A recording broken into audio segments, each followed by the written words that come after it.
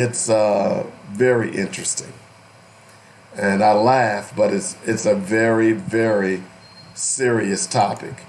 So you might want to go out, and I posted that on my wall as well. So hope you all will get a chance to check that out. All right.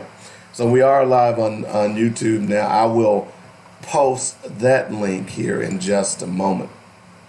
In the meantime, let me go ahead and welcome my Wednesday co-host into the fray, Cliff May. Hello. Did you get that, Fray May? You get that? I did that on purpose. I'm a wordsmith. Hey, Cliff, how you doing today, man? I'm doing good. Glad to be alive. Glad to be here. Well, so am I, my friend. So am I. I would slip past the Nazis to get here. Is you able to slip? Yeah, them folks are getting serious up there, man. I understand the mayor made a statement about the Nazis. Do you recall what it was? Can you paraphrase it for us? I can probably look it up real quick. Okay, why don't you do that? Me and some friends who were organizing some events were sharing it amongst each other. Are we sure that the mayor is not part of that group? Nothing is for sure unless it will. Because as openly as those people are, and I would be concerned. As I told you, I'm going up to Petit Jean next in 2 weeks. Myself and some friends, we take an annual camping trip, and one of the times, well, when I was a Boy Scout, I actually went to Petit Jean quite often. Hey, what's up, Rodney? Hey, Michelle, how you doing? Okay. I went to Petit Jean quite often. So, in looking around and trying to decide what were some of the camping trips that I'd go on, I reminisced and said, hey, let's go to Petit Jean because is great fishing in the area. Mm-hmm. One of the prerequisites is we must be able to fish. Right. There's swimming, although they don't swim. There are great hiking trails as well. So that's part of the reason we're going. But anyway. That's a little waterfall. So, and a great waterfall. It's picturesque. It's beautiful. So, and with me being a photographer, I'm into photography. So, I thought it would be a good thing to do. But anyway, so you've got the mayor's statement. Yeah, so apparently this was released on May 6th. This is from Mayor Harris, Mayor Russellville. It says, Russellville is a community of caring and generous people. Having lived in Russellville for over 35 years, I have seen the loving nature of citizens that care for one another, regardless of race, color, and ethnicity. One does not lift themselves up by tearing another down, and we as a community understand that racism and bigotry does not belong anywhere in our society. Those that exhibit racism will not be allowed to define who we are. Russellville will continue to thrive as a community by lifting each other up and sharing in the freedom that is afforded each citizen of this great nation. A commitment to the betterment of all is the principle that will drive our community forward for the next generation. Russellville Mayor Richard Harris. All right, so that sounds like a lot of word soup. It sounds like a presidential speech from the movie. Right. And I appreciate that he at least made a statement and at least in the way denounced what was going on. Mm-hmm. But for me, I feel like we need to have some action behind the words. Right. So in other words, what are you going to do, Mr. Mayor? Right, and that's what me and my okay. people are aiming for. So are you going to try to pass any ordinances, or are you going to try to limit to where they go, or all of that stuff?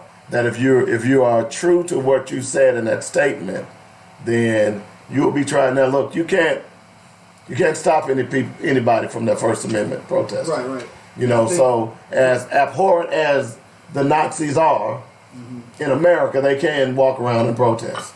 Right. That's the bottom line. But you can make it uncomfortable for them. Yeah. Until we adapt the laws that Germany's got. Germany's got some really good laws. I mean, I give it to them, man. From the country that birthed Nazism, they got some really good laws. Well, because you have the freedom of speech. Yeah, say whatever you want. right. But the moment you start throwing out Nazi signals, salutes, gestures, or comments, you're arrested with a fine. Yeah, as a matter of fact, I saw a video of a guy. They were at some event, and Parade with the guy on the balcony. and he gave a Nazi salute, and the people came and immediately He got arrested 3 him. years So, and, so they fined him for it. He got 3 years. but again, that's not freedom of speech either. But I understand them with the no tolerance. Well, for them, they define it considering, as for them, they define it as hate speech or hate gestures. yeah, but either way, the way they define it is still not. It's still not freedom of speech. Okay, because here in America, you can say what you want. I just tell people you can say whatever you want to say. You just have to be willing to deal with the consequences. Because sometimes the consequences, the blowback, as they call it, can be a lot worse than what you initially say. So, True. I still like the idea of people, because America kind of sucks right now. They've not had a good track record of regulating themselves. So I feel like. but we don't. But see, me as a journalist, I don't want you to regulate me, because if you start telling me you're gonna regulate me, then that says, what are you gonna regulate, and who are gonna be the regulators? True. You see what I'm saying? So no, I would keep your hands off my freedom of speech. And with me saying that, yeah, Nazis, KKK members, and all of them in between, you have a right to say that.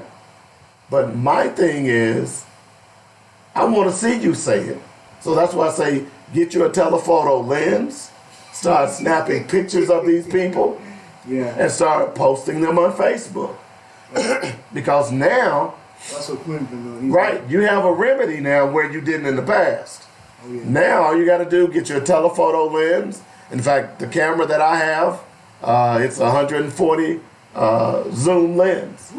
I can sit across the lake. In fact, man, I've got some pictures when I went to San Francisco that I took of the Golden Gate. It's amazing how good that lens is. So that's how you have to defeat them, okay? Because technology today allows us, because see, these people work. Some of these people work at good jobs, like the 4 teachers who was laughing about holding up a noose. Oh, yeah, that's just. You see? That's just. These people work at good jobs. And if it wasn't for whomever took the picture that turned them in, those teachers would still be teaching our children, and some of them black children. So, I always say, sunshine is the best disinfectant. And what we're seeing now with the advent of social media, we can shine a whole lot of sunshine on a whole lot of people. So, with that being said, 855-525, excuse me, 5683 is the number. We are expecting a call later on in the show from Rizal Aaron, as you know, yesterday, and we're going to talk about that in a moment after we finish Black Facts. But as you know, Rizal Aaron and about 10 of his followers, and I don't know if I need to call them followers, but 10 other protesters were arrested yesterday downtown at the Pulaski County Courthouse. Now, from what I saw, they were well within their rights to be protesting. What you don't understand is that you can protest on any public property, on any sidewalk, because any sidewalk is considered public property, which is what they were doing. Long as you don't affect or hinder the ingress or egress of people trying to get into those particular properties, then you are well within your legal rights. So the fact that they were arrested perplexed me. So we're hoping to get a call sometime today from Rizal Aaron to try to help clarify what's going on. And then, of course, I'm going to chastise some of you guys out there who clearly don't know what the Constitution is all about. I'm going to break out mine. You all know I carry a Constitution with me everywhere I go. So we're going to read that amendment that talks about the right of assembly. and protest. It also seemed kind of like it was a conflict of interest as well. Well, we're going to talk about that here in a moment because I understand that the new chief was not here, and this was issued by the assistant chief. Mm-hmm. So we'll, in fact, I've got his little story up over here on this other computer that we'll talk about here in a moment. He's a pretty old. But okay, so before we go any further, let's go ahead and do our black facts. Our culture, our history, our people. So, I want to, this week, I was out Monday celebrating my birthday. And, this will be the first black fact that we've talked about as it relates to reparations this week. Of course, you all know if you listen to the show that I talk about reparations quite often. In fact, you all know that if you are not a presidential candidate that is sincerely talking about reparations, then I will not support you. Okay? The New York Times, about a week or so ago, had an article that basically said, yeah, I know it's freezing, I'm sorry. There is a link on the webpage that's YouTube that is not freezing if you all would like to go out there. I don't know what's going on with Facebook. They could be, now that I'm getting popular, they could be messing with me. All right, so just be aware of that. But anyway, so the other day there is a reparations conference that is about to head to Detroit, Michigan. So the point is, the New York Times basically said, "Oh, we shouldn't be talking about reparations right now."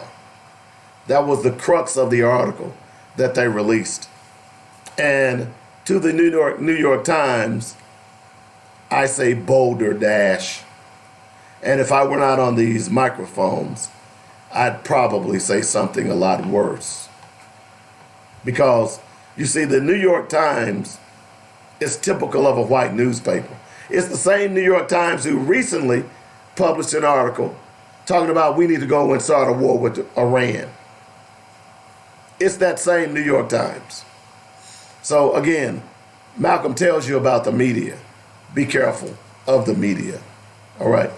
So, but I want to talk a little bit about Great Britain and what it owes as far as reparations are concerned. Because, see, Great Britain runs around as if they are holier than thou because they were the first to abolish slavery. But even still, Great Britain still owes its penance to our ancestors. This article can be found on my wall. It is called "Much of Britain's Wealth is Built on Slavery. So why shouldn't it pay reparations?" The benefits of slavery have accrued down through generations. So why are we nervous about the responsibility for the slave trade doing the same? Should we be responsible for the sins of our fathers? Any discussion about deeply polarizing topic of reparations for slavery, if it happens at all, takes place in these quasi-religious terms. Unfortunately, the language and the confessional immediately constrains, indeed skews, the debate, turning a matter of material justice into one proxy atonement does the question of our demanding relationship to history a profound disservice. It implies wrongly that historical events of such vast reach as slavery have no discernible material impact in our present, as though what happened to and was done by our ancestors doesn't filter down and impact our present. This is curious. This is a curious belief in a society which believes so passionately in inheritance. How is it possible at one time and the same time to believe deeply in the right to inherit wealth and property acquired by progenitors, while insisting that we in the present cannot in any way be responsible for the mechanisms of wealth making in the past.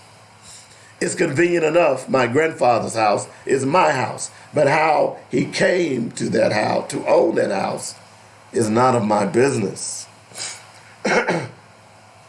Say no to paying for something that happened 100 years ago. Screen one meme that was doing the rounds on social media around the time tabloids began to claim the Caribbean nations were suing for reparations. They aren't strictly speaking, nor can something which ended only in 1838 be compared, as it is often, with the Vikings' invasion of Roman conquest. The CARICOM groups of nations, led by Barbados, is really calling for a wider dialogue about historical justice. Why should Britain or any other former slave trading nation shy away from it? After all, in almost any other sphere, historical continuities are acknowledged, even venerated. Aren't we told ad nauseum that the monarchy is important because it represents continuity? Even something like the Commonwealth, whose games will be held in Glasgow this summer, celebrates the international links forged by Britain's empire and its apparent historical achievements.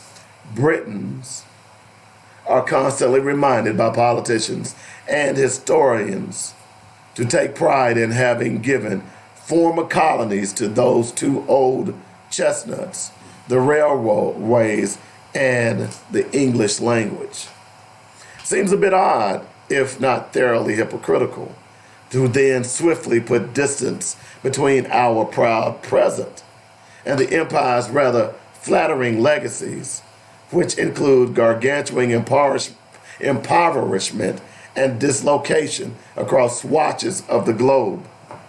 How is it possible to keep up with endless national self-congratulations for the abolition of the slave trade while insisting that no one today has any connection to slavery itself? The Trinidadian historian Eric Williams once noted wryly that it is almost as though Britain had set up the slave trade for the sole purpose of abolishing it. But in truth, Britain gained rather more out of slavery than the retrospective joy of abolishing the trade in slaves, celebrations of which obscure the role rebellious slaves themselves played in their emancipation. The Industrial Revolution would have been impossible without the wealth generated by slave labor. Britain's major ports, cities, and canals were built on invested slave money. Several banks can trace their origins to the financing of the slave trade, apart from the Barclays, who were slave traders. We also know the Barings and HSBC, which can be traced back to Thomas Leland's banking house. The Bank of England also had close connections to the trade. Hundreds of Britain's great houses were built with the wealth of slavery. The Church of England also acknowledges its pecuniary gains from slavery. As the excellent project of the University of London is showing, not only many contemporary millionaires and politicians, but also perfectly ordinary middle-class people come from families which were compensated for the loss of slaves. The freed slaves, of course, never received such compensation, and their families inherited instead the poverty and landlessness which blights them to this day. Capitalism itself, along with cheap beach holidays, have been impossible would have been impossible without slavery.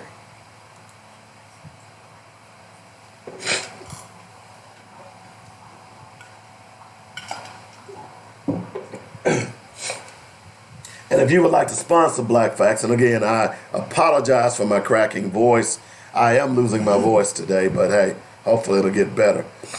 But here's the whole point of that article, that every institution in the world has benefited from slavery.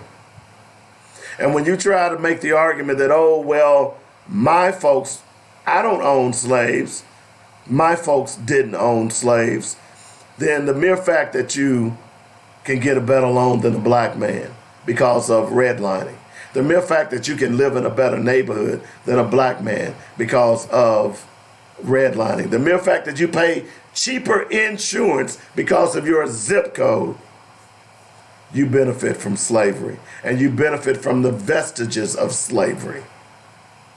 And yes, where's my check? 855-525-5683 is the number, is our issues, our solutions, our voices here on joynetradio.com. And again, I apologize for the continued Facebook. I don't know what it's doing. It's tripping. But I did post the link for my YouTube feed on Facebook as well. In with me today is Cliff May. We've been talking about a couple of things. Of course, we were talking a little bit about the KKK and white supremacist rally in Russellville. And unfortunately, as we were saying earlier, you know, you can talk a good game. That's easy to do. You know, the key is, what are you going to do about it? And those are the questions that we ought to be asking our governor. Those are the questions that we ought to be asking all of the politicians involved. We should not allow them to run for cover simply because no one is asking them tough questions. And it seems to me that is exactly what we in the media are failing to do. And certainly the local media is not going to do that at all, because it is feckless. It is doing nothing but pleasantries and platitudes, to say the least. So we have to be concerned about that as we move forward. And those are questions that we're going to be asking. We are planning to have more guests. I want to remind you, next Thursday, the 23rd, Dr. Rosie Milligan will be on with us. We'll be talking to her about some of the things that are going on in Los Angeles, around the country. We'll even be talking a little relationships as it relates to our black men and women, and how important that is if we're going to beat back the tide of the bigotry and racism that seems to be rearing its ugly head even more so every day. It's not going away. We also have Rizal Aragon, who's going to be calling the show here in just a moment. And we're going to talk to him a little bit about the arrest. I got to look at his mugshot. He isn't a good-looking guy. So, but he did get a mugshot, to say the least. He and a group of other people. And while I got my bag out, I might as well They go were in ahead. danger yesterday, too. They were in danger? They were in danger yesterday. Why do you say that? I did catch one of the videos that was recorded live while they were out there, where Brazil was talking about how when the officers on the motorcycle kept speeding by them and was not slowing down when he got in their general vicinity, as if he meant to clip one of them or run one of them over. Do you think one of our Little Rock's finest would do something like that? I south. I guess that means yes, Sutcliffe.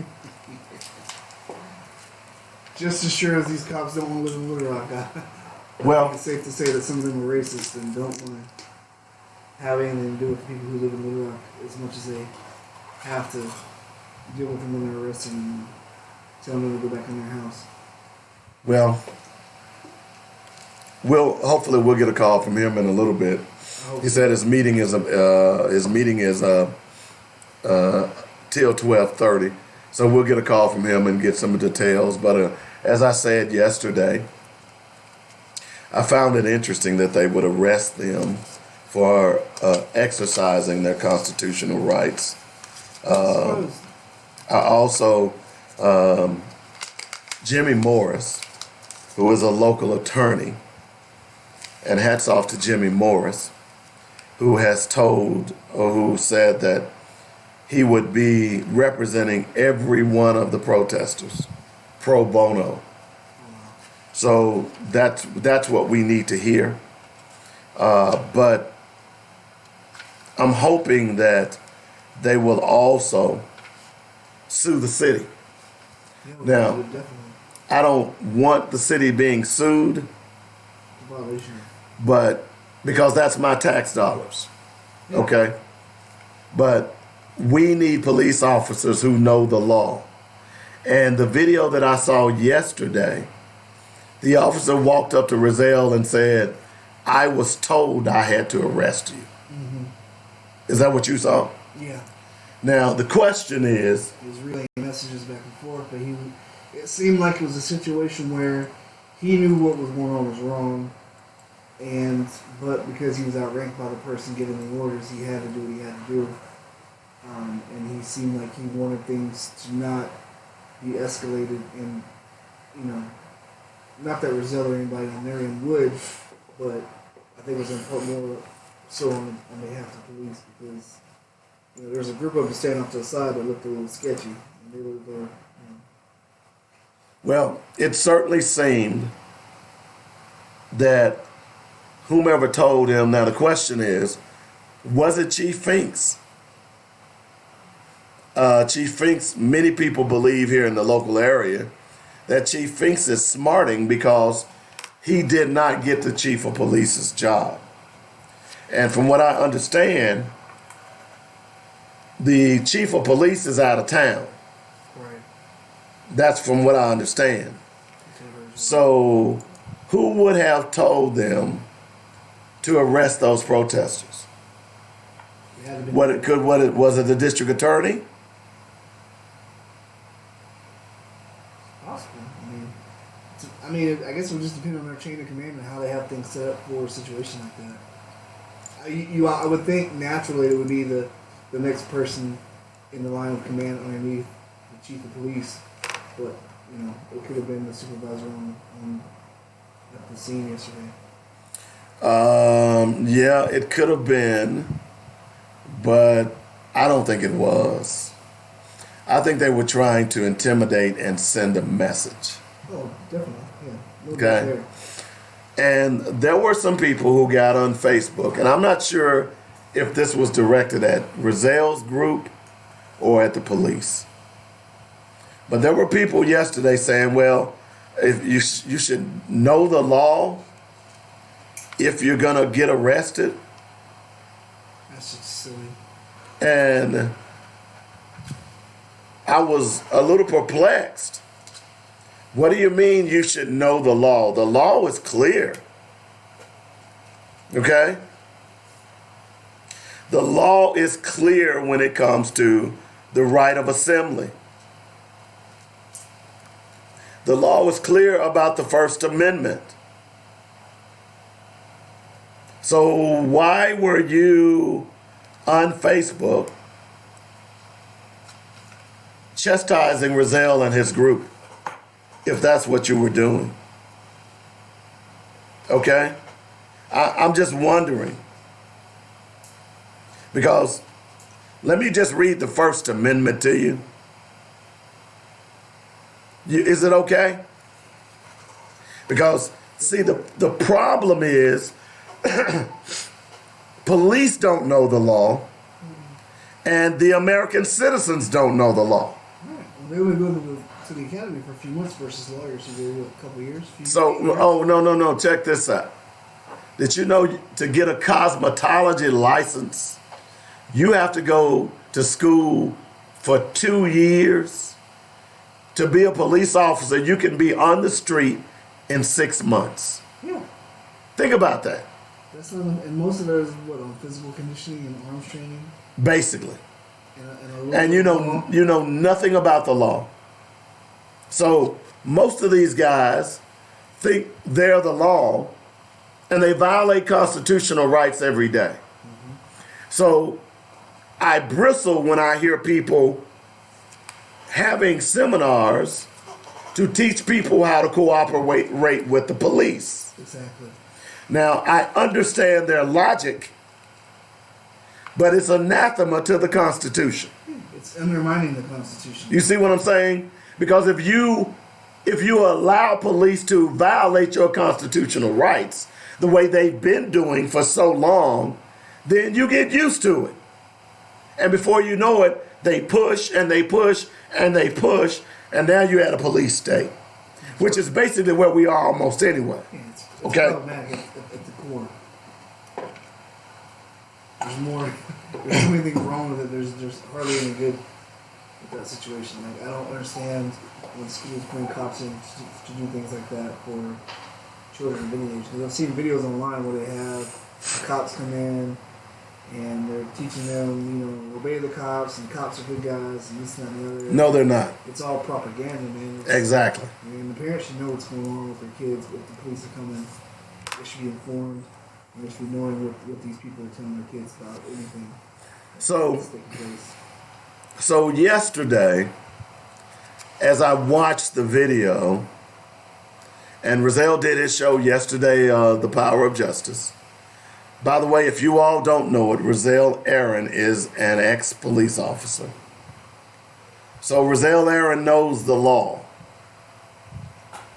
You think Rozelle would probably know the law? At least as much as the guys he's doing. Rozelle also is a private investigator. So, do you think Rozelle may know the law? And a wonderful person. I actually protested. I won't go into details. But it was about 15 years ago, about 12 years ago. I had to picket someone's business. That person called the police on me. Police came, asking me my name. I told him I don't have to give you my name, but I'll give it to you. I had a sign and told him what the deal was, why I was picketing this particular business. I was just one person. And he said, well, after he talked to me, he went back into the business owners, the business, and told the business owner that there's nothing he can do to me. He can't stop me. He came out and reminded me, he said, long as you're not interfering with the ingress and egress of the patrons of this business, you have the right to picket. I said, I know the law. Okay. He went on about his merry way. All right. So I was a little confused yesterday why Rozelle and his group was arrested. It didn't make any sense to me because it was about 10 of them. They were not impeding the ingress or egress from what I could tell, and I sat there and watched the video live. I watched multiple because I think Don Jeffrey, another person who was arrested, she was streaming live. So I had various angles. Yeah, I didn't get to watch that after I got And so, as I said, the police officer walked up to Rozelle and says, I was told I have to arrest you. And Rozelle asked him what statute or law. He didn't quote one. He didn't cite one. They arrested Rozelle and of course, 10 people. Now, if you don't know the Constitution, you'll continue to allow police to abuse your rights. So I'm just going to read the First Amendment, because the First Amendment, it covers everything that happened yesterday, and it covers everything that I do on this show. And I would advise any of you, because before you start talking about the law, you need to know the Constitution. And many of you all clearly don't know it. So, it's the First Amendment. Last I checked, first usually means the most important in literary terms. If you read a book, if you skip the first chapter, you're going to be lost. Okay? So in literary terms, the First Amendment is the number one amendment. We know that based on what we know about history. So here's the First Amendment. It says freedom of religion, speech, and the press, rights of assembly and petition. Congress shall make no laws respecting an establishment of religion or prohibiting the free exercise thereof, or abridging the freedom of speech, or of the press, or the right of people to peaceably assemble and to petition the government for redress of grievances. Now let me go back to that second to last part, because that's what we're talking about today. Oh, yeah. We're actually talking about all of it, but specifically as it relates to why Roselle Aaron and those 10 people were arrested yesterday. According to this, the right of people to peaceably assemble. That's in the First Amendment. So what are we talking about here? What are we talking about here? Yesterday, we saw 10 people arrested who were not being violent, who were not causing any ruckus whatsoever, who was exercising their right to peaceably assemble, and they were arrested by the Little Rock Police Department. How could that happen in America today? How could that happen? I just read for you the Constitution of the United States. I just read it. You all know I carry this everywhere I go. In fact, this weekend when I went on my sabbatical, I carried my book bag, and guess what was in my book bag? The Constitution of the United States. So my question to you, my question to the people who arrested those individuals yesterday, on whose authority did you arrest them? I'd like to know. On whose authority circumvented the Constitution of the United States? Because you know what's going to happen? And I'm hoping that Attorney Jeremy Morris follows up with suing the city, the Little Rock Police Department, so that this will not happen again. Because the irony is that we've had the KKK, Oh, yeah. the highwaymen, the skinheads, and whomever else march at the Capitol. I was just talking to my wife about that yesterday. Yeah. They attacked people at the Capitol and were never arrested. And they weren't arrested. They assaulted a minor at that. They were not peaceably assembling. No. But here's They had guns and knives on them. exactly. So here's a group of individuals that didn't have guns and knives, although that's your right to bear arms. That's, by the way, the Second Amendment. Exactly. I don't have a problem with that. Okay? But here we are, had these guys. They weren't arrested, but Rizal and his crew downtown peaceably assembling, and you arrest them. Everybody got to have a problem with that.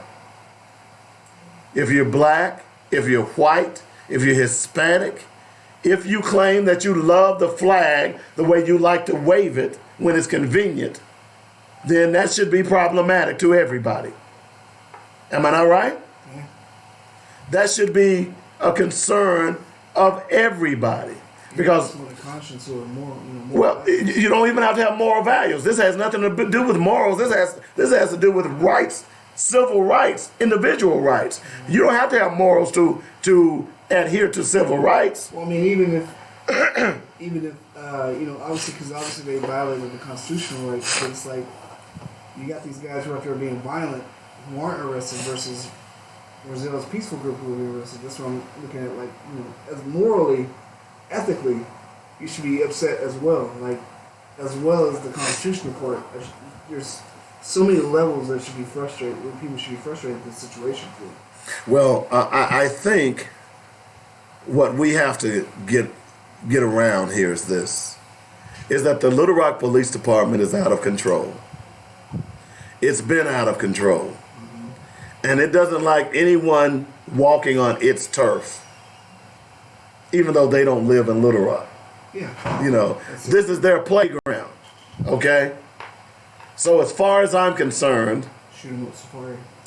they come to Little Rock to hunt, as once was said in a text message. So the point of the matter is this, is that yesterday they clearly violated the constitutional rights of Rizal Aaron and the 10 people they arrested. Well, I think it was a total of 10. Rizal and the 9 other people that were arrested. Mm-hmm. Don Jeffries, the others. Remember Black Lives Matter. I want you all to sue the city. Because number one, if anything else, maybe the mayor should have called and said, hey, don't arrest those people. I don't know. I mean, it couldn't hurt. It wouldn't have hurt. As an appeasement to transparency and whatever else. But well, I'm not even concerned about transparency. I'm concerned about what's right.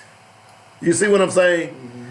And the mayor maybe should have called the police department and said, hey, don't book those people, don't arrest those people, because they are exercising their constitutional rights. Do I need to read this again? I'm just wondering here. Because, see, part of the problem is that we've allowed police to infringe on our rights. All of you groups out there teaching your children to allow the police to invade on their constitutional rights, you're part of the problem. Because, see, if everybody knew their constitutional rights, when the police walked up and started acting a damn fool, then they would be beat back constitutionally. You understand what I'm saying? Because if everybody they stopped and violated their rights, knew their rights, and people around knew that you were violating some rights of people, they wouldn't be doing it. See, the key is that everybody needs to know their rights. Right now, it's just like the brother. I keep looking at this video, and it angers me of the brother who was playing in his front yard. Have you seen this? It's been viral all over Facebook. Which one is it? Police drives down the street, looks at this brother and says, you look like you have a warrant for your arrest. Oh, yeah. Okay? That angered me so bad. This guy's out front playing with his kids and playing with his dog. Okay? They did that on purpose. And he's just out of the blue, which they basically racially profiled him. Oh, yeah. Okay? But again, that brother knew his rights. Mm-hmm. He said, I'm not going anywhere. Okay? That's what he said. He basically said, look, show me the warrant. Show me the pictures. I'm going to be the next person that you kill. Exactly. You see, he knew his rights. And I'm hoping that brother will end up suing that police department. Oh, yeah. You see what I'm saying? Couldn't even give him a name. He wouldn't even give him his name. Called him like 3 different names. Exactly. Called him the wrong name, everything. So my point being is that the only way that we're going to combat this is through knowledge. Remember, I talk about knowledge all the time, and that's knowledge of the Constitution. I talked about the book list. The Constitution of the United States is on my book list. Why is that? Is because you have to understand the rules by which you're governed. It's also the majority of what Colin Kaepernick does now with his foundation. Exactly. He goes city to city teaching young black youth the Constitution, their rights. And that's important. So let me ask you a question. All of y'all that are listening to me are spades players. What happens if someone plays a spade out of turn? Or what happens if someone plays an offsuit and they were supposed to play that suit? They've reneged, right? That's one of the rules of spades. And you take 3 books. Hello? What happens if someone cheats in Monopoly? Think about this. Every game that you play, even football, even basketball, even last night in the draft lottery, there were rules by which they went by. Y'all get me? Are y'all following me here? In order to understand how to be successful, even in America, you have to know the rules of the game. We hear that all the time, right?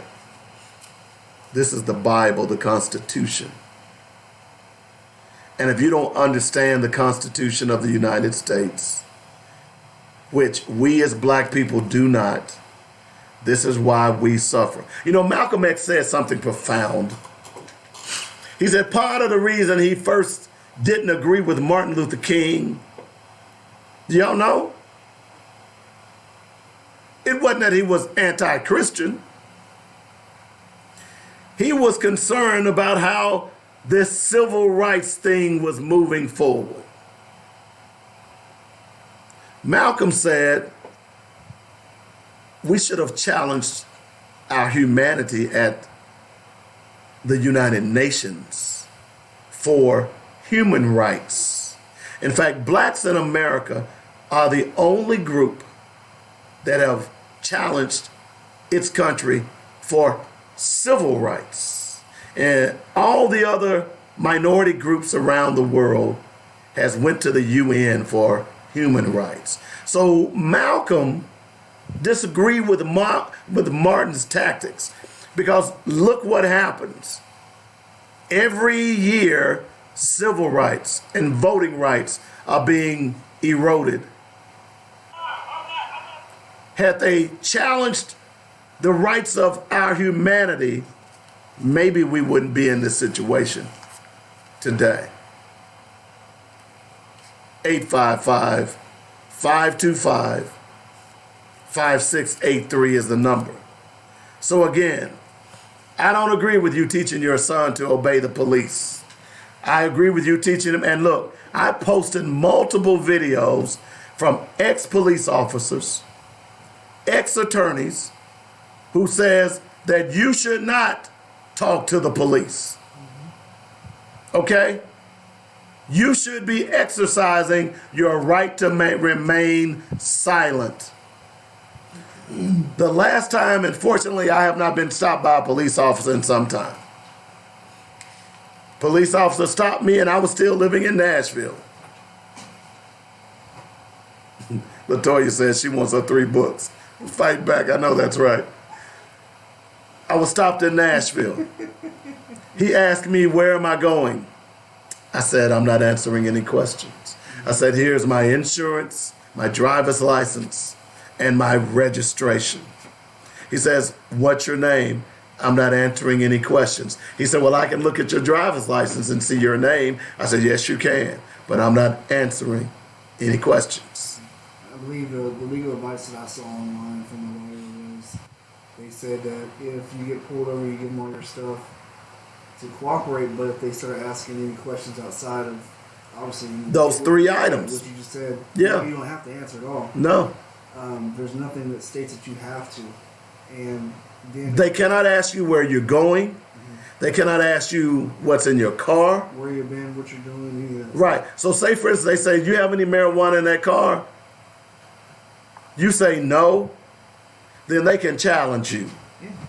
And they also said that You get that, right? Yeah. Because they can then say, well, I smell marijuana. Okay? So here's what you do. If they say you have marijuana in the car, I'm not answering any questions. You have any weapons in the car? I'm not answering any questions. If, well, you know, we can bring the dog. I'm not answering any questions, and I don't consent to you searching my vehicle. That's all you have to say. And they also advise that if they don't release you, that you can ask them if you're being detained, and they have to answer you. Exactly. They have to say either yes or no, and at that point, they have to make a decision to either let you go or to continue holding you. And they have to tell you why you're being detained. Exactly. In other words, am I a suspect in a crime? And what crime do you suspect me of committing? Those questions right there are key.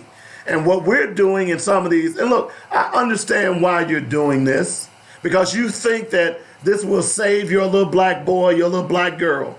Well, look at the damn media. It's not.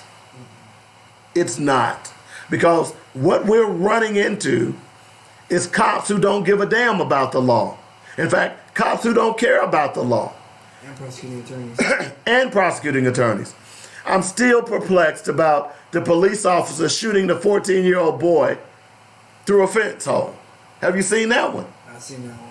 It is just abhorrent that he'll holler, say, police dropped the weapon, which was a BB gun, but then he doesn't even show himself.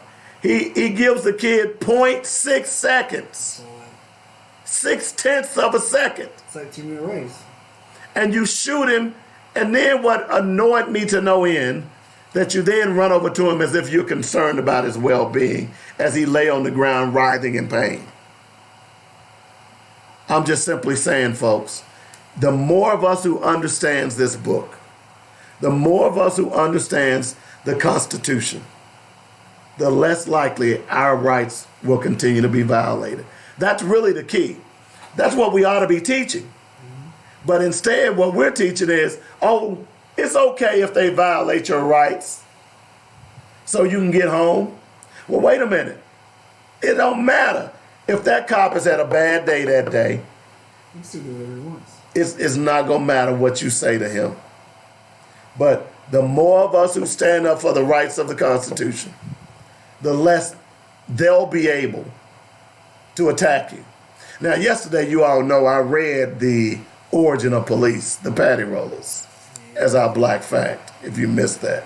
You can go back and review the beginning of the video on that.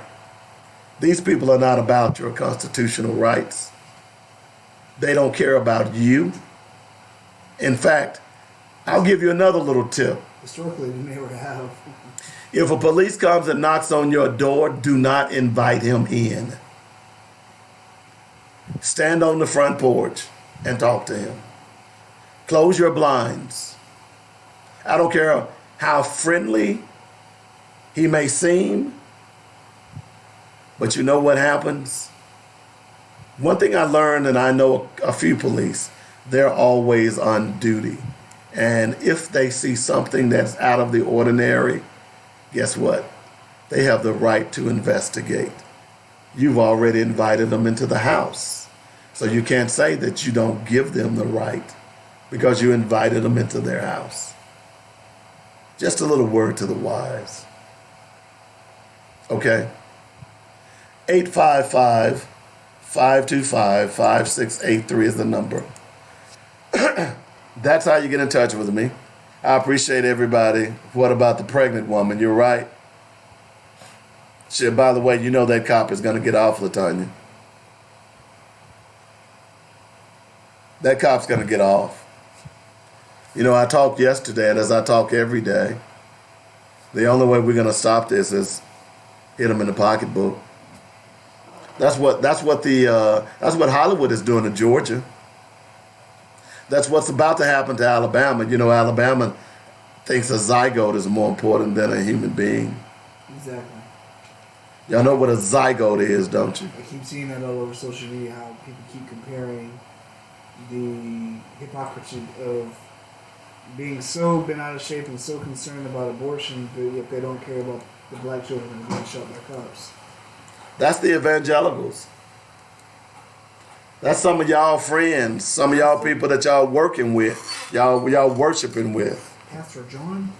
You all remember the story I read last week about Jerry Falwell Jr.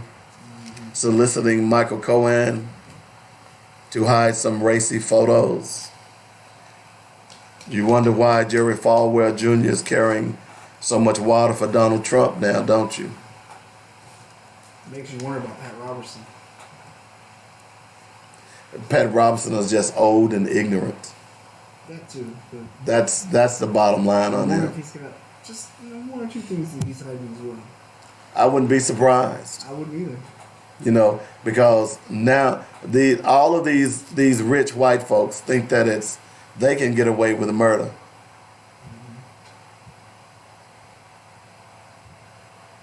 Mm-hmm. 855-525-5683 is the number. We're about to wrap up the top of the hour. We're still waiting on a call from Rizal Aaron.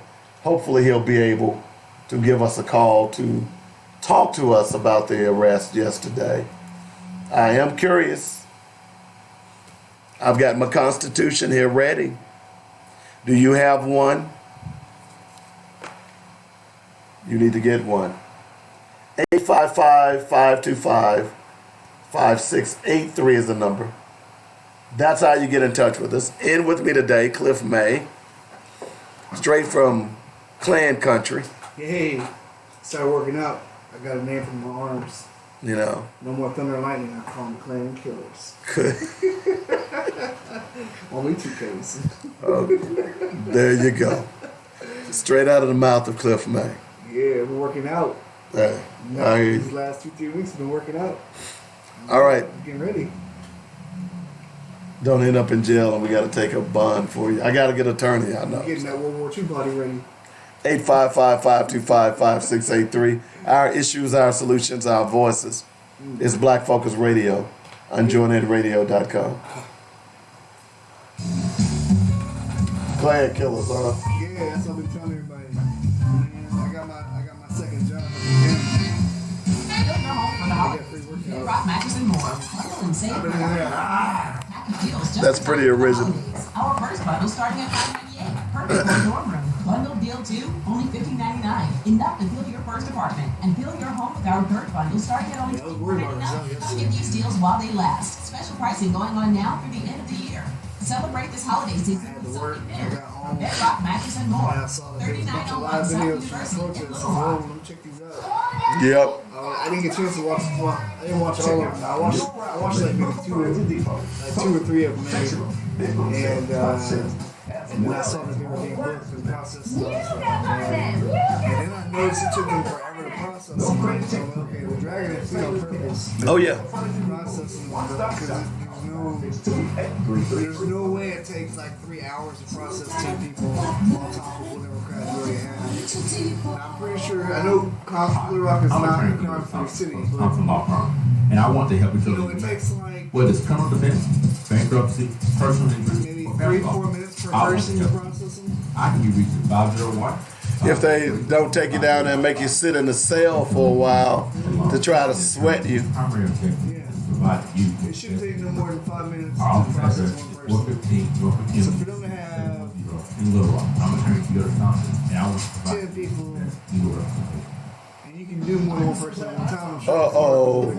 So y'all asking for an ass whooping. Check this out. The Westboro Baptist Church, designated by the Southern Poverty Law Center as a hate group, has announced plans to protest the upcoming commencement ceremonies for Spelman, Morehouse, and Clark, Atlanta.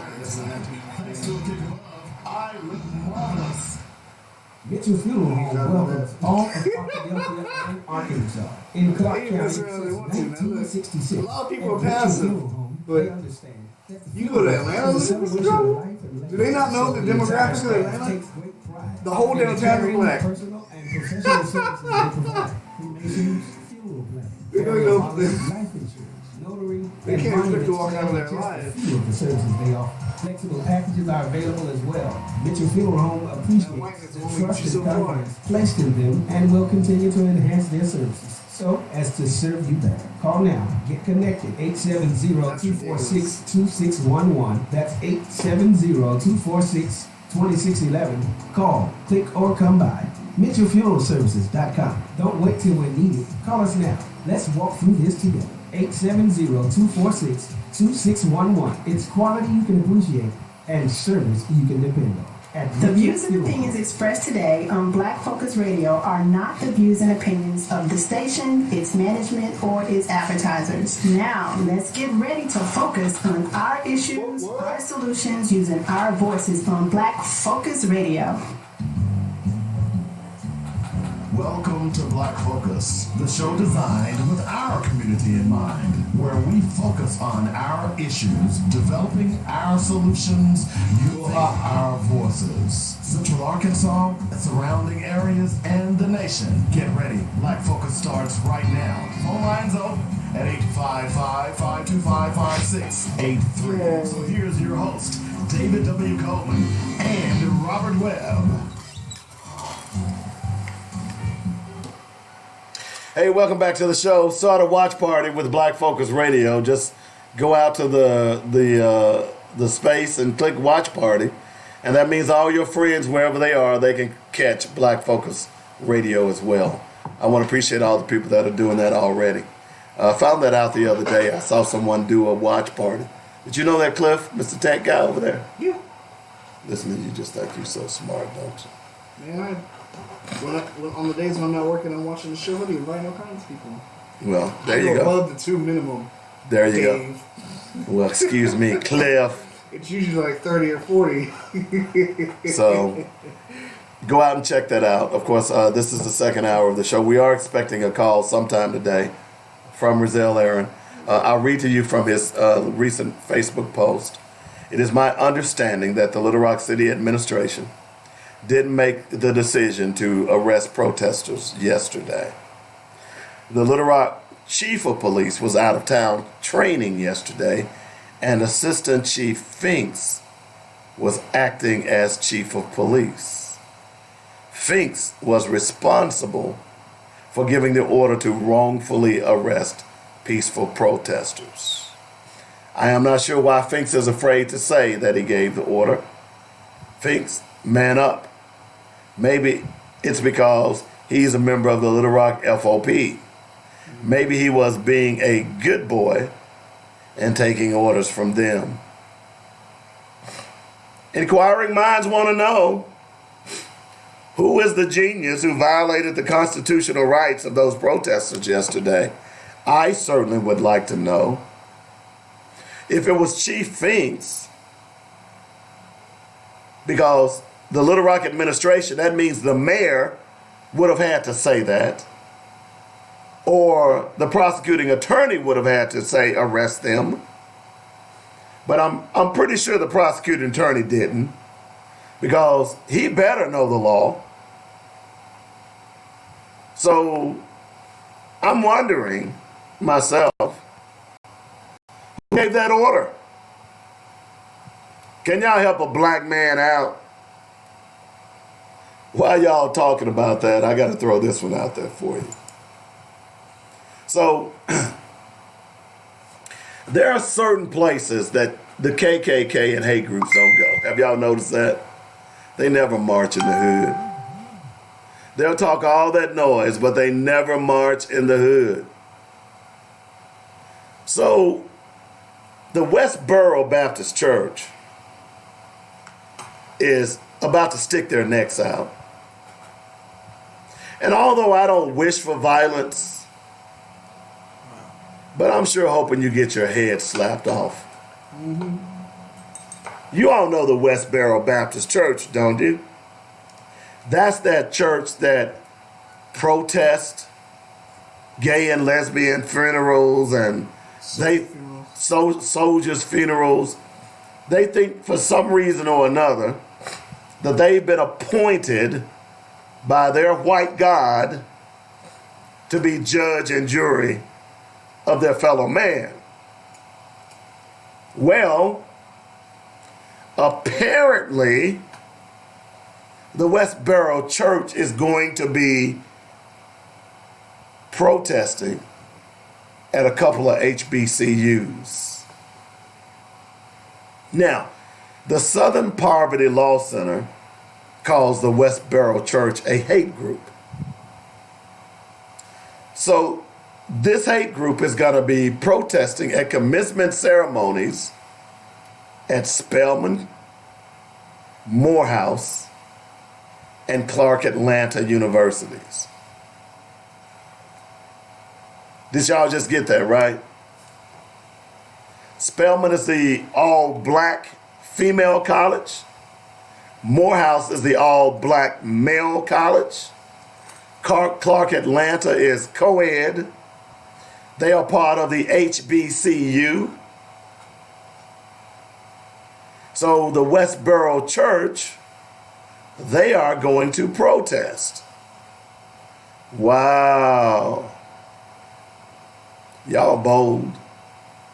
Now what they're protesting is that, if you don't know, Spelman and Morehouse just recently allowed LGBTQ people to participate or graduate from those schools.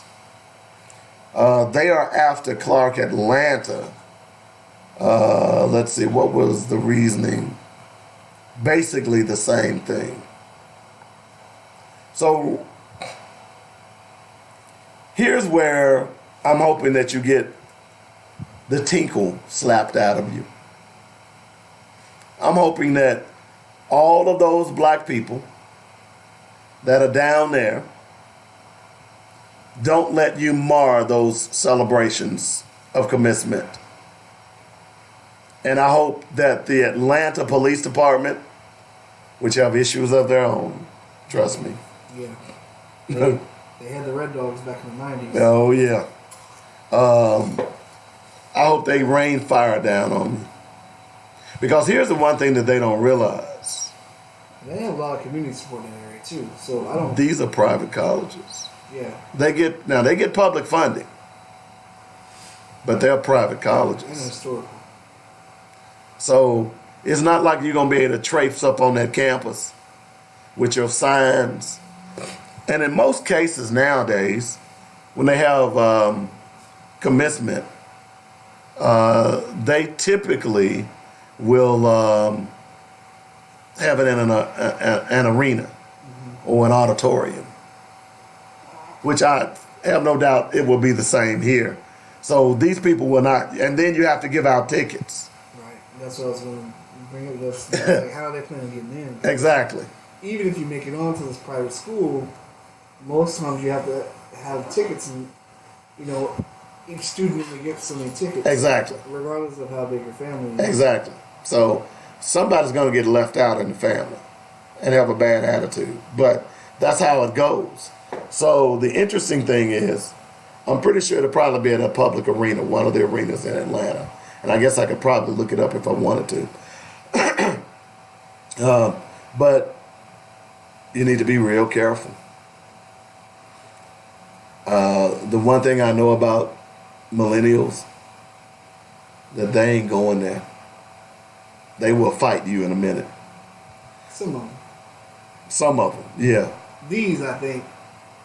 It's one line because, to graduate, you don't want to risk, going to jail after just going. It ain't got to be you. It could be Mama them and Cousin Etna and Aunt May. Yeah, it's like, man, come on, really? Y'all gonna do this on my graduation day? No. Well, they started it. They should have came up in here trying to mess up your graduation.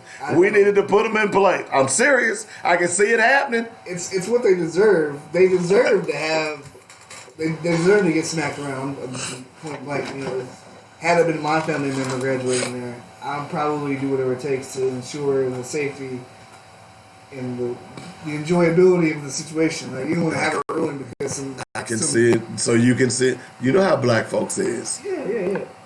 I And can't, it's I can't Atlanta believe that too. comes. So, like I said before, Atlanta has a lot of community support for these schools. Right. And here's the other thing. And you're talking about T.I.'s area, who usually is good at organizing things. But also, Atlanta is the San Francisco of the South. Mm-hmm. And what I mean by that the gay population in Atlanta is huge. Yeah. All right? I can see some of the LGBTQ community acting a plumb fool. Oh, yeah. And a lot of famous ones in there, too. Exactly. No offense, but they don't mind acting a damn fool. So, the Westboro Church, y'all might be in for a rude awakening. And I hope so. They better get ready for the Second Baptist Church. I just hope so. You know, because I just don't see those black folks down there letting them white folks come in there and ruin their graduation commencement ceremonies. I could be wrong. I just don't see it, dog. Not if it's on school property. I just don't see it. So that piece came across my feed. I wanted to jump on that real fast because I'm hoping somebody gets a beat down. Oh, yeah. It's time to get a beat down. So, here's another story that I wanted to cover last week. Yeah, that's probably Rozelle. So, you all know there's a female George Zimmerman. Okay? Let me say that again. Did you all know that we now have a female George Zimmerman? Now, what am I talking about? So, apparently you all haven't heard the story, and we'll get to Rozelle here in just a moment. Apparently you all haven't heard the story of the female George Zimmerman. Okay? So, Kenneth Herring, he's a black man. He was 62 years old. He hit a car and drove off. Okay? Hannah Payne, who was not involved in the accident, decided to play vigilante, and she pursued Mr. Herring. She blocked his car in, and she then surreptitiously got out of her vehicle and fired her weapon that she was having into his chest, killing him. She is now trying to scream, "Stand your ground." Hello? That's not going to work. So robocalls have been coming in because she is being prosecuted. Here's one of the robocalls. Negroes Un-American, the call said, which appeared to be paid for by the hate group Road to Power. They aren't really fully human. It's time to send them all to Africa. She's been cast as a criminal, when in fact, it was the Negro. These white folks have gotten so bold, aren't they? You're getting bold. You know, Right. I'm just done walking around neighborhoods. All right, y'all come on. All right, let's get Rozelle on the mic. Rozelle, come on up here. You done do the red one if you don't mind. And I was just looking to see you don't have no bracelets on your feet or anything like that. So, obviously, I'm being facetious in a very serious moment. Coming to the mic, the host of The Power of Justice, community activist, and someone whom I consider a friend, Rozelle Aaron, who was arrested yesterday, along with 9 compadres for exercising their constitutional rights. So before we bring Rozelle to the mic, I want to read the First Amendment again for you all. and especially for you guys that were on the feed talking about they being Rizal and his group, didn't know the law. Here we go. Hit record so you can play it back to your children. The First Amendment, freedom of religion, speech, and the press, rights of assembly and petition. Congress shall make no law respecting an establishment of religion or prohibiting the free exercise thereof, or abridging the freedom of speech, or of the press, or the right of the people to peaceably assemble and to petition the government for redress of grievances. So, Rizal, all of those were appropriate for what you all were doing yesterday, which included peaceably assembling. As I watched the video, and as that police officer walked up to you and said, "Someone told me to arrest you," and you asked the question, under what statute, which he gave no answer. What statute did they provide for you when they finally took you down and booked you? You know, what they wrote on the report is that it was a one-sentence, little one-liner, and it said Rizal Aaron was warned not to block the street and was arrested for blocking the street. So disorderly conduct was the charge. So based on what I saw, now, I didn't see you all in the street. I thought for sure that you all were on the sidewalk. Is that not correct? That's correct. We were walking on the sidewalk with our signs. And at any point, did you all go into the street? The intersection, not the crosswalk, yes. The crosswalk. We crossed at the crosswalk. You crossed at the crosswalk. Yeah. I'm assuming when it said to cross. Well, the light was blinking, but we crossed at the Okay, crosswalk. so legally you crossed at the crosswalk. Yes. So at any time that you impede traffic, No. at any time that you impede the ingress or the egress of anyone going into the Shelby County courthouse. Into the Pulaski. I'm sorry, I'm thinking Memphis, Yeah. Shelby County, No. the Pulaski County courthouse. When we walked across the intersection, we were continuing down that path on the sidewalk in front of the Robinson Auditorium. So Okay. just after we left the intersection, we continued straight. And that's when all the police officers bum rushed us and began to arrest us. We were on the sidewalk walking. Okay, so my question again is the question that I asked at the beginning of the show. Why did they arrest you? Because we pissed off the police. Okay. Disorderly conduct is a catch-all charge that when police can't find something else to legally charge you with, they will arrest you, threaten you usually, but in some cases arrest you for disorderly conduct because you can describe almost anything as being disorderly. Mm-hmm. The problem with this situation is that, of course, we were exercising our right to free speech. Constitutional right. Constitutional right to free speech. And initially, when the police first arrived there, they did give us a warning not to block the intersection. Mm-hmm. And we followed Lieutenant White's directive when he gave us that warning order. Mm-hmm. And that's when we began to walk from Spring and 3rd Street over to Broadway. Mm-hmm. We crossed in the crosswalk. At no time did we stop at all in any crosswalk. Mm-hmm. After we come through the intersection at 3rd and Broadway, we walked in a circle within the crosswalks when the lights were changed. Mm-hmm. And after we made a circle, we continued down to Markham and Broadway. And when we crossed over Markham Street at Broadway, we made that right across that crosswalk to walk toward Robinson Auditorium. Mm-hmm. The reason they were pissed off is because Lieutenant White had told us when we were at 3rd and Spring Street, and he warned us about blocking, and we moved. He warned us, or he told us that that they would want to follow us wherever we went. Mm-hmm. And I said, well, that's fine. I said, we're going to take a stroll. And that's when we started our walk. And this is where they got pissed off.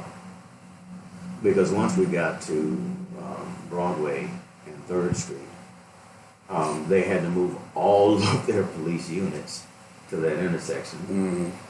And then once we slowly left that intersection and went down to Markham, they again, in traffic, had to move all of their convoy down to Markham and Broadway. And they got pissed off because they were following us, but they told us they were going to follow us. Right. And as a matter of fact, they were the ones that blocked traffic. And blocked traffic for an extended period of time, especially when they began to arrest us. And so they are accusing us of blocking traffic, which we did not. At the same time, they were blocking traffic in their wrongful arrest of us. So there were a total of 9 of you who were arrested. 10. 10 who were arrested. I'm assuming all were released on your own recognizance. How did that work? Well, we got processed in, and we were there roughly about 4 hours. And they gave all of us, they gave a set of 2 each a different court date. So me and another person got the same court date, and so on and so forth, to spread us out, because they anticipated that when we have to appear in court, that we're going to bring a group with us, and we are. And so they tried that to try and break down the group mindset and coming to support us when we go to plea and arraignment. And so after they got that process done, and I the jailers, you could see them. There was about 10 of them. After we had gotten everything done, processed, we were sitting in a holding cell where we could see the little control center.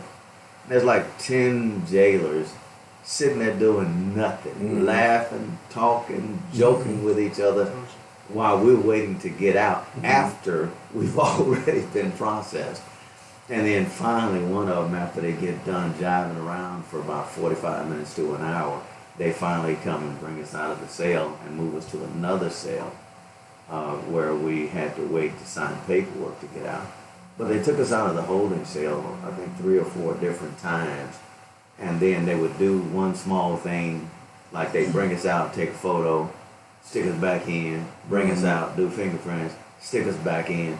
And so it was clear that they were just harassing us, because they could have done all the process at one time, and then and since they were releasing us OR, just went ahead and let us leave, man. But you could tell they were messing with us. That's what I was talking about earlier. Yeah. Because I used to work the detention center Oh, okay. in Russellville, Polk County. And whenever we would process people, it's a fairly, sometimes can be tedious, but it's a fairly quick situation where you bring them in, you pat them down, you take everything out, you put it in the bag, put all their stuff in there, you take your shoes, take your outerwear if you're wearing, jackets, whatever, coats, and then you put them in the room. As soon as you're ready, if there's no one being processed, then you just go ahead and start processing the first person, and it's just a matter of picture, fingerprints, and getting them to sign a couple pieces of paper, make sure they don't have any medical situations. If they don't have any medical attention, they need anything in there, and you go ahead and put them in the room. And that's it. And then as soon as they're done with all the people who were there at that moment, then you start having them shower and go into the cells. They called in extra deputies that were off-duty jailers. And so when we got there on the transport bus, there were deputy jailers everywhere. And so when they walked us in, the processing, if you combine the time of each time they pulled us out, the processing took about 10 minutes. The booking process, the entire process took 10 minutes. But they would pull us out, do one thing, stick us back in the cell, come get us, pull us out, do something else, stick us back in the cell. Just being spiteful. And it was, right. So, so they released everybody on their own recognizance. Yeah. I've got a couple other questions for you. I know you probably got to run. But do we know, well, first of all, hats off to Jimmy Morris, who has said that he will represent everybody pro bono. Yeah. Is Jimmy Morris going to enter into a civil rights lawsuit against the city? Because clearly the civil rights were violated yesterday. Yeah, we have not had that discussion. Typically, I try to advise people not to really have that discussion while they're pending criminal charges. Because usually if you say that's going to happen, then they work a little bit harder, lying, doing whatever they need to do to try to convince you to make it more difficult to sue them. The thing about this case is that there's tons of live video. Tons of video. Not to mention that I've got an audio recorded conversation with Chief Keith Humphrey in a meeting where Chief Humphrey specifically told me that no one during these protests would be arrested for acts of peaceful civil disobedience, and he didn't care even if it would involve a street, because he was referring to the Markham and Broadway protest that we had initially. And so Chief Keith Humphrey, his word should bind, in my opinion, bind his subordinates. So even if he says he did not give the order, that he still should have been aware and relayed that to them. Not to mention, it was a wrongful arrest. Of course it was. Yeah. So everything about this is we pissed off the police. Period. So just to piggyback on what you just said, do we know who gave the order? Well, this morning I had a phone call from one of my insiders that said Chief Humphrey was out of town yesterday for some training, and that Haywood Finks, Assistant Chief Haywood Finks, was the acting chief of police. And while we were on the scene, Lieutenant White specifically told me several times that Assistant Chief Finks was giving the orders because that's who he was reporting to. Well, he clearly said that I was told to arrest you. Yeah, and see, Finks, keep in mind, I've talked about him on my show before. He's a coward. I'm gonna talk about him real bad tomorrow too. Mm-hmm. But Finks is the same one that wrote a letter undermining Chief Humphrey, a letter in support of Charles Starks, and saying that the termination was not justified. That's the same Finks that now has the authority yesterday to decide whether protesters in the same case should be arrested. And he gave that order based on my information. Finks gave that order. And so clearly it was a biased decision because Finks is mad because he didn't get to be chief of police. Mm-hmm. And then he's mad about the Stark situation, and the FOP is pulling his strings. And yesterday, FOP and Finks, in my opinion, saw an opportunity to do us some harm, and they tried to do that. The downside for them is in their effort to do us some harm, we hadn't had this much support from the community since this movement began, period. I mean, this is national news now. It's states all across the U.S. that are covering these arrests, and it's all about the First Amendment right. And I want to mention, when we were in jail, I wasn't concerned about the arrest, our arrest because I knew we were okay.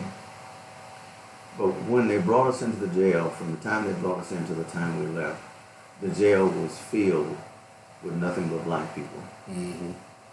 Period. And I'm talking about the booking area and the holding cells. The only white people in that county jail, in that area, were the ones that got arrested with us. Some of the brothers who clearly had some mental health issues. They had a guy with a bag on his face that was babbling incoherently. They had him wrapped up and then had that spit mask on his face, and you could tell it was mental. And the jailers were laughing at him, and like it was funny to them. And man, that tore me up more than being in jail myself, man. That's wrong, man. Why are so many black folks, out of all the white folks are white folks not committing crime in Pulaski County? Why was that booking area filled with nothing but black faces, man? That troubled me more than anything. So let's get back to Chief Finks, if you don't mind, because I think it's important for us to understand his pathology. And what I'm concerned about at this point is that there could be something else that happens under his auspices and no one would care. If you understand what I'm saying. Yeah, Chief Finks, if you remember a few years ago, 2012, I think that was... I wasn't here then. Well, that was a shooting on 12th Street. A black police officer shot and killed a black citizen. And that day, there was a huge protest. And on one side of 12th Street, there was a large crowd of African-American black folks. And then on the other side, there was a long line, probably about 50 or 60 Little Rock police officers. Finks was the officer in charge on the scene. Finks was getting ready to send those officers over across the street to forcibly remove those people from the street, from the sidewalk. They were actually on the sidewalk and in the parking lot. And I went over to Finks, and this is the first time I ever met Finks. I went over to Finks. I said, if you do that, there are women and children over there, and there are also people that are armed just like the police. If you do that, somebody's going to die here today. Finks completely ignored what I said on that spot. And when Finks had told those police officers to get ready to move, Chief Stuart Thomas, the former Little Rock Chief of Police, walked up. And I talked to Stuart Thomas, and I told him the same thing I told Chief Finks. And he ordered the Little Rock Police to stand down and ask them, the majority of them, to move out of the area, but to stay close to respond. After they moved out of the area, about 30 minutes later, the protesters dissipated. They left. And no one was hurt that day. That goes to exactly what you're saying. If Stuart Thomas hadn't made it there that day to that scene, people would have died that day. Ain't no doubt in my mind. Because Finks was ready to thump his chest and send those police. And I had a relative that was standing in the Little Rock police line, hadn't been a police officer for a year. And I saw her out there when I talked to Finks. All I could think about is sending a lot of young officers, inexperienced, over into a crowd, not realizing what kind of danger they faced, with women and children standing in that crowd. And that was my first experience with Chief Finks. He's an inept leader. He makes poor decisions, and this is another poor decision that we're going to make them pay for. Well, we certainly hope you do. Rozelle, I know you got to go. Thanks a lot for coming by. Look, this city is behind you, and you know, of course, you got your forum here as well as on Black Focus Radio as well. So keep us informed, keep up the great work. Don't let them sleep. You know, Elizabeth Barrett Browning had a poem, and one of the refrains was, I have miles to go before I sleep. And we have miles to go before we sleep. Okay? I appreciate that. All right, man. You have a good day. Good job. All right, good to see you. 855-525-5683 is the number. I want to thank Rozelle Aaron for coming in today, to giving us a first-hand account of what took place yesterday. I knew that they were well within the law. I've sat around and listened to Rozelle plan and plot this. So I'm hoping, and of course he couldn't admit that there was going to be a civil rights lawsuit. But unfortunately, the taxpayers are going to have to pay 10 individuals who were wrongly arrested. Okay? And I hope that there isn't some settlement where they drop charges in lieu of not suing the city. Because I'm not going to let you, if it's me, you're not dropping these charges. You know, I'm suing you. Because those were clear violations.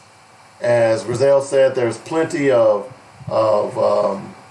video to show the violations. In my opinion, it seems as cut and dry as it can be. Like, I mean, you think? they got video showing that they weren't in the street. Right. And plenty of witnesses to the contrary. Well, to support them, I shouldn't say to the contrary. And it's going to be interesting to see. Because I would certainly sue them. This city needs to be sued. Unfortunately, this is falling in Frank Scott's lap. But I think Mayor Scott is beginning to realize that he's inherited a mess. Mm-hmm. And he came in optimistic, and we're efforting to get him on the show. He came in optimistic, and rightfully so, but Little Rock is a mess. It could be an eye-opener for him. Maybe he thought it wasn't as bad as it was. And maybe I'm sure he thought it wasn't as bad as he thought it was. Give him a more... Maybe this will make him look at it from a more realistic standpoint of what he needs to do to fix the city. I'm hoping that something positive will come out of all this. When you have an assistant police chief trying to undermine the new chief, that's firing right there. in fact, Finks should be fired. in my opinion. That's certainly insubordination. He should be fired. I don't care how much tenure he has. I don't care how long he's been on the force. Military reprimanded immediately. You know, I don't care whose mama you're sleeping with. I'm simply saying, not that I know he's sleeping with anybody's mama. Don't get mad at me. I'm just simply saying, based on what I've heard about this guy, I don't know him personally, but here's a guy who was in the Black Police Officers Association, renounced them and went and joined the Little Rock FOP. Did you know that? That's the word I've gotten on this guy. Is that he's part of the Little Rock FOP. He's one of those guys. He's one of those guys. I really, You see? I really hate sellouts. And you know, my thing about the police chief, and he's upset because he didn't get this police. He just knew he was going to get this job. But I said then that based on what I've learned about the Little Rock Police Department, it is too corrupt. And if you would have hired someone from within, you would have been doing nothing but exacerbating the situation. So, what's going to happen going forward? We don't know. I will tell you that I got a feeling there will be more protest. In fact, I know it's going to be more protest. Okay? They're asking for it now. I mean, and as Rozelle said, what you did, you ended up giving them the publicity that they sorely needed. Because now he's got a lot of people following him. and they get hit with fire. I mean, it's kind of like you gave. If the protesters didn't have a whole lot of reason to have more skin in the game at this point, they just gave it to him. Well, here's the other thing. Because You've allowed the national eyeballs to be peeled on Little Rock now. Oh yeah. There are a lot of people who didn't know about the Bradley Blackshire thing. It didn't go national. Okay? When I talked to Dr. Rosie in Los Angeles, I told her about it. She said, we haven't heard anything about it out here, which is unusual. So what they've done is open Pandora's box. Okay? Which is funny to me. Oh, by the way, look, they don't know who called for the arrest. The only person that we can surmise would be Assistant Chief Finks. The one question I meant to ask Rozelle, and I'll ask him tomorrow, was he disappointed that the mayor didn't step in and say, don't book him, let him go? We might not have had notice of it. I mean, because that means that someone at the jail or someone from the police would have had to directly call the mayor. If he's in town, and inform him of what was. the one thing I've learned about Frank is that he monitors just about everything. You know, he's on Facebook. You know, he's on a lot of social media. He had to know that was going on yesterday. I would be stunned even if his chief of staff didn't alert him that, hey, look, there are protesters downtown. But I think Frank could have done a solid for the city. I think he missed an opportunity, and I call him Frank because I know him. But Mayor Scott, he missed an opportunity to show the people that he was for the people. I'm also curious, is it standard protocol to follow protesters by setting roadblocks as they move through the city? I'm not sure I've seen that in other cities before. That's a good question. Like, I know, like, if you're going to go a set route and you have a lot of people who are in the But see, street. they came yesterday for trouble. Mm-hmm. Okay? Because it wasn't like they knew that this protest was going to be going on. You know that, right? Rozelle, they don't announce next week we're going to be at so and so. They don't do that. Because I've seen, like, the big protests in the city where they're actually in the street. Right. And I've seen the police, they block the street off for security and safety of the people. Right. But see, yesterday. But yeah, that seems weird that they followed them and blocked off the street. But not only that, they brought the paddy wagon. They brought a bus. Yeah. I saw the bus. You see what I'm saying? So they came prepared in hopes of arresting someone. They knew The question is, Who authorized that? See, that's what the local media ought to be asking. Somebody ought to be calling the police officers association or the police department and saying, hey, look, can you tell us who authorized the arrest of those 10 protesters? Because see, now this is going to hurt our pockets. Because as I said, yeah, they need to sue. They need to sue. And again, hats off to Jimmy Morris for stepping up and telling the protesters that if they need his service, he will do it pro bono. We need more of that. That's called leadership. Y'all holler at the Morris Law Firm. I'll give him a shameless promotional plug for that. So, way to go, Jimmy. 855-525-5683 is the number. I want to thank Rizal Aaron for coming by. A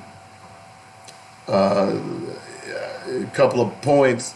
Everybody was booked in twos that gave separate court dates to try to defray the people that are going to show up. Here's what I'd love to, every day that there's a court date, that people are packed in that court in support of these 10 people who were arrested. Because if you're one of those people that were saying that, well, Rizal them apparently didn't know they were going to get arrested or they didn't know the law, you don't know what's going on in this city. Number one, you don't know Rizal, and you don't know what's going on in this city. Because Rizal and his group was well within the law.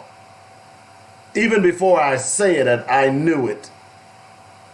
You heard me ask him the questions pointedly and specifically. At any point that you violate the ingress and egress, at any point that you block traffic, no. I knew the answer. You know, there's an old saying in legal terminology that you don't ask the question unless you know the answer to that question. I knew the answers to those questions. Jackie writes, news articles state that in between meetings, he gave approval. It's in the news article I sent you on Messenger. Okay, when you get a chance to read it. Okay, I'll check that out. Let me go out here and try to pull that up because I'm curious. Why would he give approval to violate the civil rights? And this is from the Democrat Gazette. Thank you, Jackie. Let's see if it'll let me read it because, you know, sometimes it blocks me because I've read.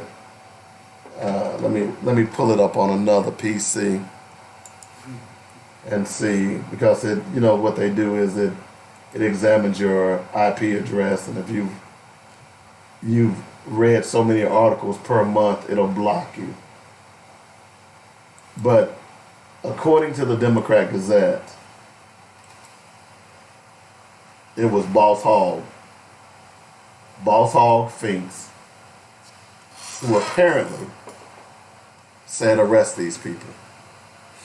So, Mr. Finks, you will be subject to a suit. Now, I know none of that comes out of your pocket. It comes out of the American taxpayers' pockets, which makes it even more disgusting. My argument is and has been that if it starts coming out of the police benevolent fund, they'll stop shooting black people.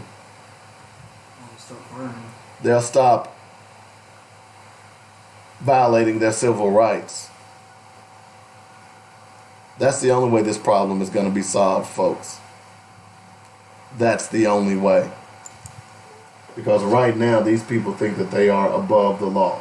Now, according to the Democrat Gazette, and I'm reading a couple of drafts from there, the protesters were okay. About 25 people gathered Tuesday afternoon at an intersection of Spring and West 3rd in front of Pulaski County Prosecuting Attorney Larry Jegley's office to call for the arrest of Charles Starks.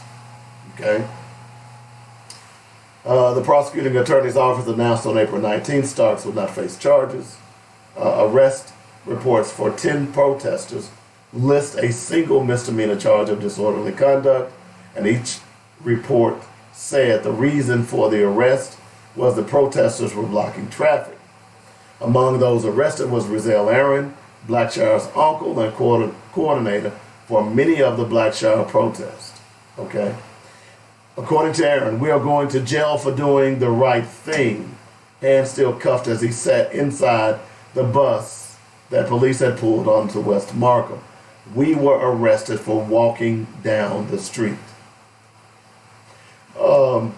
Police spokesman Michael Ford later clarified that the decision to arrest the protesters was made by police administration. Let me read that again. The decision to arrest the protesters were made by police administration. Mayor Frank Scott Jr. said between city board meetings Tuesday that he had not been made aware of the decision to arrest the protesters before officers placed them in handcuffs. Scott said he agreed with the decision. Ow. Several arrest reports said the protesters were blocking traffic on Markham Street and Broadway. The protesters used crosswalks and on Markham and Broadway twice as they marched and waved signs. At times they walked through crosswalks when the walk sign was not lit, temporarily slowing or stopping the heavy 4 p.m. traffic. So there you go. The mayor says he agrees with the police department. What's the problem? Get on the bad side real quick. If they were violating the law, here's the caveat that you should have said, Mr. Mayor,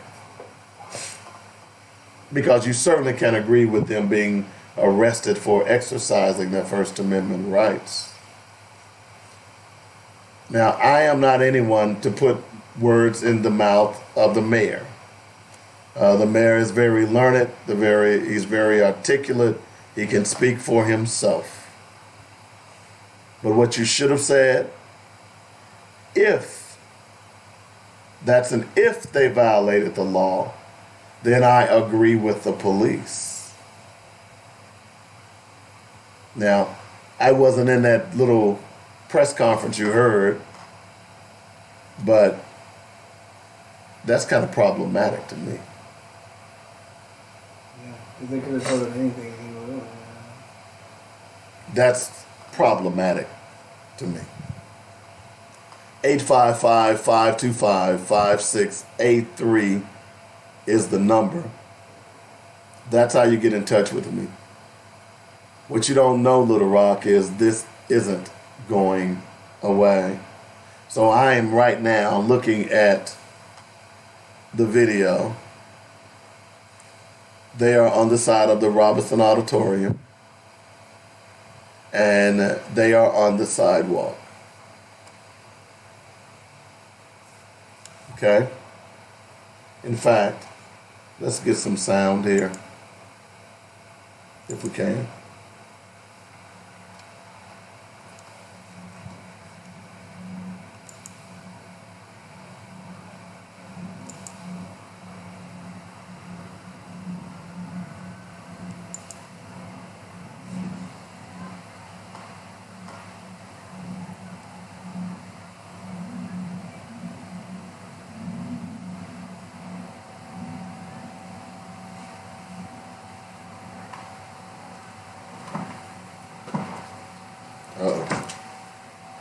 So, as you saw, there's the video again, and they're on the sidewalk.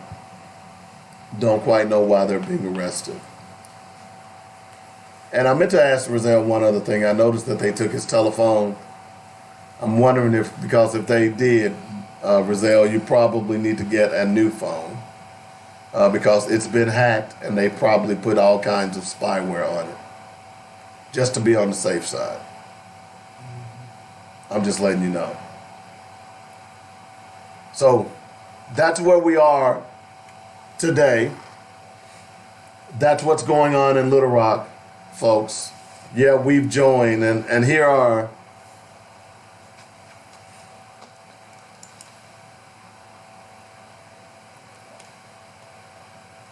so a couple of people are making comments. I mean, calling names on those threads doesn't really make any sense. But apparently there are a lot of people who don't understand the law. Apparently there are a lot of people who don't understand the First Amendment. Apparently there are a lot of people who simply just go along to get along. I'm not one of those, if you hadn't figured that out by now. You know, Jack Johnson said something, and I was gonna talk about the black banks for the rest of the show, but let me pull up this post that I made by Jack Johnson. You all know who Jack Johnson is, right? Jack Johnson was the famed black boxer in the early 1900s who was unbeatable. Back then they were fighting 40, 50 rounds at a time. He was the subject of the movie The Great White Hope. If you ever saw that movie, if you didn't see the movie, you need to go back and look at it. It's James Earl Jones, as a matter of fact, played Jack Johnson in that movie. He was undefeated. And there was one thing, and I'm getting to this, I'll read the piece by Malcolm here in a moment about the media. But there was one thing that Jack Johnson said, and I guess I kind of adhere to that today. And he basically said, I know it's on there somewhere, I'm vamping, here we go.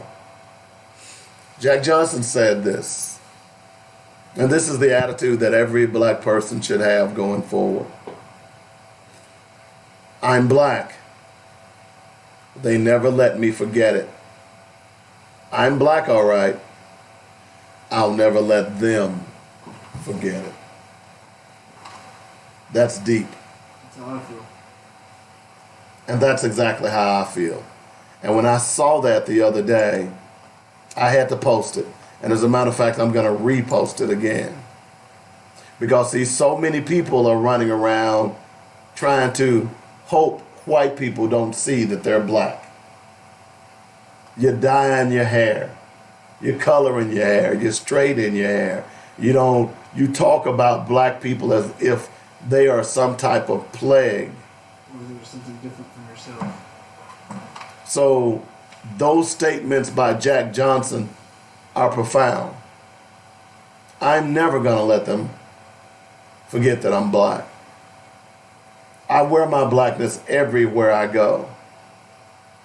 Because after all, I'm black. And I'm proud of it. So before we get out of here, let me just read this piece because I keep talking to you all about the media. And I keep imploring you to understand why it is so important that we have a legitimate media. Here's what Malcolm said more than 50 years ago. This is the media, an irresponsible media. It will make the criminal look like he's the victim and make the victim look like he's the criminal. If you aren't careful, the media will have you hating the people who are being oppressed and loving the people who are doing the oppressing. This is a sort of propaganda tactic that I would call psychological warfare. So if you don't understand what he just said, just imagine Fox News and just imagine the majority of their listeners are poor because they are. They are being oppressed. Let me read that last part to you. The media will have you hating the people who are being oppressed and loving the people doing the oppressing. That's deep. That is Fox News followers and Trump followers in a nutshell. The media, the propaganda has worked. Sooner they for black folks when they care about police. Exactly. Exactly. Even Herman Cain came out of his hole the other day, talking about black folks have been brainwashed by the media to hate Trump. I almost said something.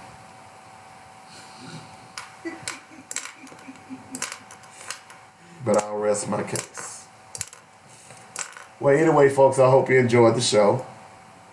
Again, I appreciate you indulging my voice today. One of these days, this mess is going to go away. I'm headed to a fishing hole somewhere this afternoon. Once I get settled, I need to go out and relax my mind.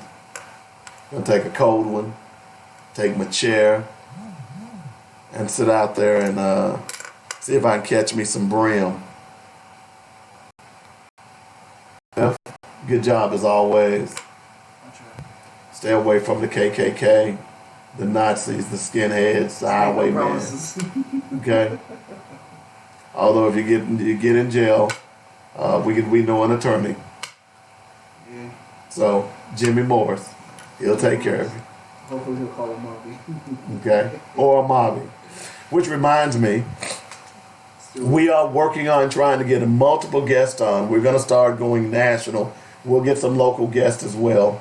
But any movers and shaker, anybody in the news that you'd like to see on the show, don't hesitate to let us know. And your buddy Rodney Block, I sent you a thing. Did you see it? Yeah, Rodney has been on the show. But Well, I mean, they got a thing from oh yeah, I'm actually going to be out of town. E-Dub will be there. My buddy E-Dub. Yeah, I'll be out of town that weekend. Oh, is it? No, it's well, yeah, no. I'll be out of town. That's why I'll be in. I'll be in Russellville at Pinnacle, not Pinnacle, but Pettigene. So I'll be out of town that weekend. But I've told people over and over again that if you're not a fan of Rodney Block, you're not paying attention. I heard some reviews. I'm not a big. It'll grow on you. Trust me. Yeah, I mean, but it sounded good. I'm not saying it was bad. It's just. Yeah, you still used to words. It's not my primary preference. Yeah, you're still used to words. Yeah. I'm just saying. I like instrumentals. Isn't that what Rodney is? Yeah, he's a live instrumental.